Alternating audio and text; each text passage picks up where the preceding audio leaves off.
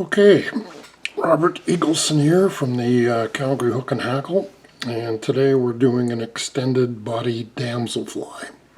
The secret to a damsel fly is a lot of movement, and this extended body gives it extra movement. Alright, so the first thing we do is we have to make our extended body. So I'm making the extended body out of ultra chenille. So I'm just going to clip off a short piece of the chenille, and we're going to take our hook jaws, open it up a bit, and we're just going to pull that back until I just have a little nub sticking out. Tighten our jaws down and then clamp it so it's not going to move. I've got some 70-aught olive thread. I'm just going to pinch that, like 3-4 good wraps right around that nub. Clip my thread off. The tail I'm using, this is strung Marabou on olive done, and I just need just a little bit of this, so I'm just going to just take just a tiny bit off of the side here, and then I'm just going to clip those the butt ends. Might help if you wet these just a bit. Now I'm just going to try to hold those up right on that nub, and again, helps if your hands are nice and smooth, which mine are not. But again, I went 3-4 wraps right around that butt there, the little nub. Clip off some excess there. I can hold that. Just going to tear that off just to help get that out of the way a little bit for me. And if I can, I am going to find my whip finisher now, and I'm just going to give that a whip finish right around the nub again. So clip that off, make sure that's seated in there well. Clip that off. Thread back in my thread holder. It looks alright. Maybe just kind of clean that up a little bit. Looks alright. So if that's a little, yeah, that looks good. I think that's going to be alright. So we can take it out of there, and I would put a little drop of super glue or something right on the tip there, just to help that. Okay, but it looks like a pretty good extended body.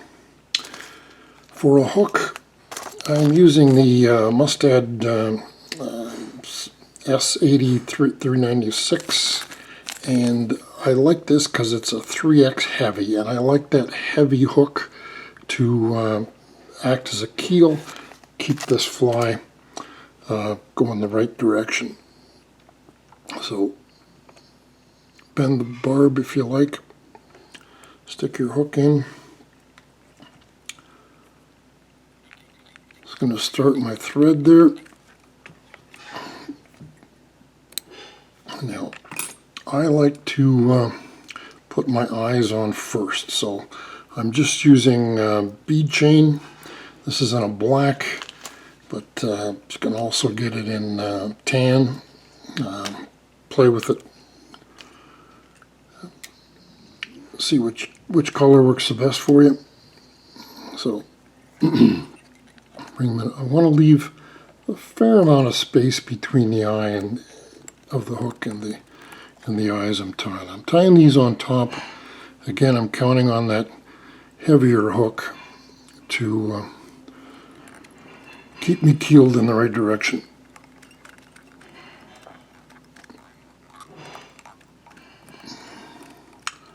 So I'm just going to figure eight those eyes on. Once I've got them pretty solid, bring my thread back between the point and the barb. I'm going to find my extended body. I don't want this fly horribly long, so I'm just going to tie this in so I've got a body that's, yeah, a little more than shank length, not counting the tail.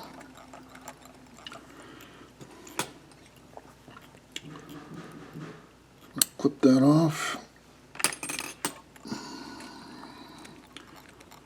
Okay, I want a fairly long wing case, and I want just a touch of flash in there. So this is just metallic thread. They call this sulky hollow shimmer. It's a metallic thread. You can buy it like a quilt store. Got one strand of that. I'm just going to tie that in on top. Make sure the back of that is on the center of the fly. For the wing case, I am using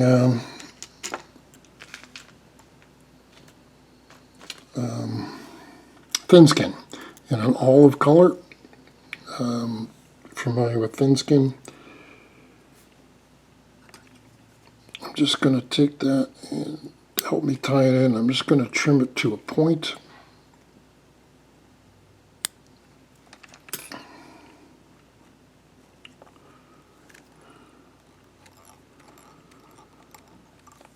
Okay, I got my point there now. I'm just going to try to get that out of the way, and I'm going to dub a little bit of a body, and I'm using olive rabbit. So I'm just going to take my rabbit and just tease a little bit of fur away out of this clump.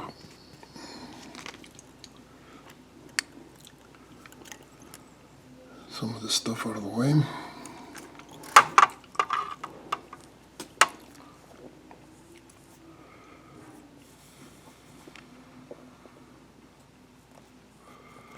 Okay. So I want to keep a fairly thin profile. I'm just going to dub that up about halfway up that shank. And now I need some legs, and I'm using olive partridge. So I will just find an olive partridge feather. So I've got feather here. I'm going to prepare that by stripping all the fuzz off the bottom.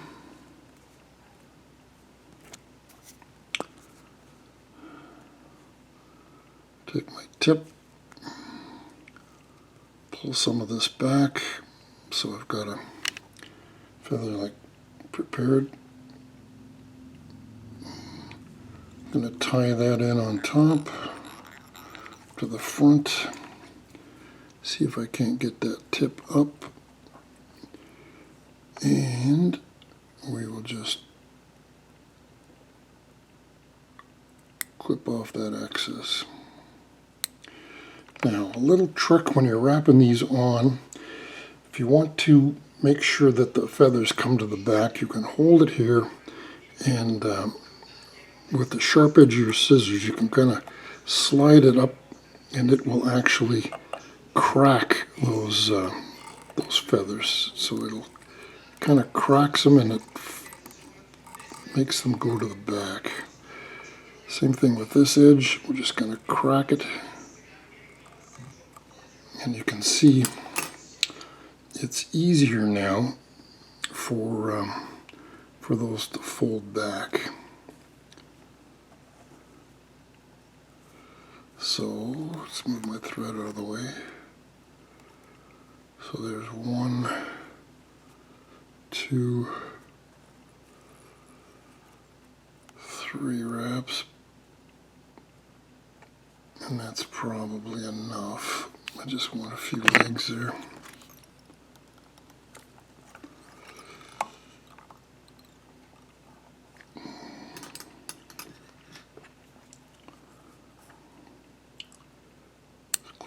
of the way.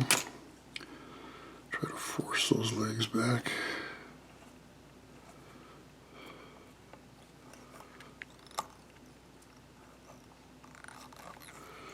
Okay, tease just a touch more dubbing out.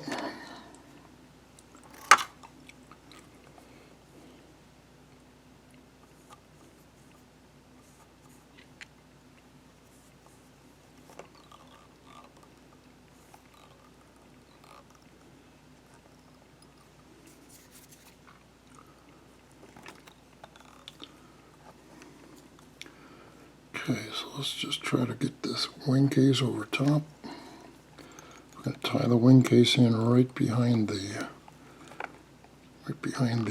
eyes. A couple wraps. We're going to bring our little piece of flash right over. Try to keep that right in the center.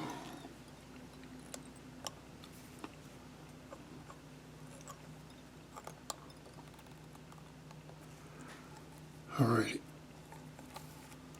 Now, I don't know how important this is, but we're going to just do just a touch more dubbing. Lost it. A little more dubbing.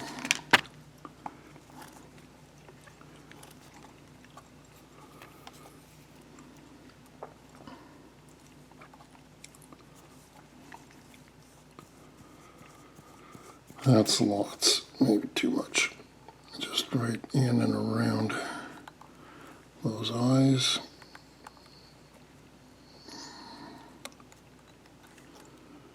Okay, wing case over. Snug that around the eye. My little piece of flash still in the middle.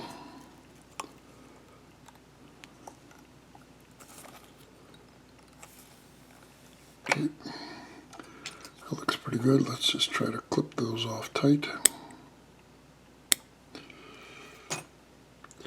Give it a few wraps just to make sure nothing comes loose. Find my whip finisher.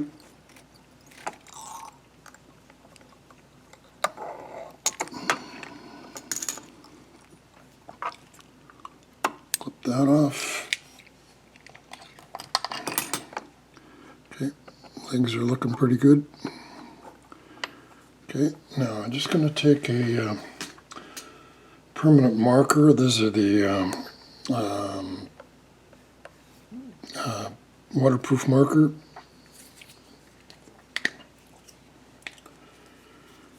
And I'm just going to give that a few marks on top,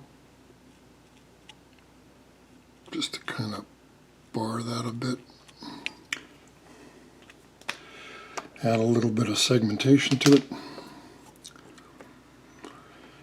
And there we go. I would put a little bit of epoxy or Solarez or something on the wing case. But here you go. That's my extended body damsel with quite a bit of movement. I find this works well for me. Thanks for watching.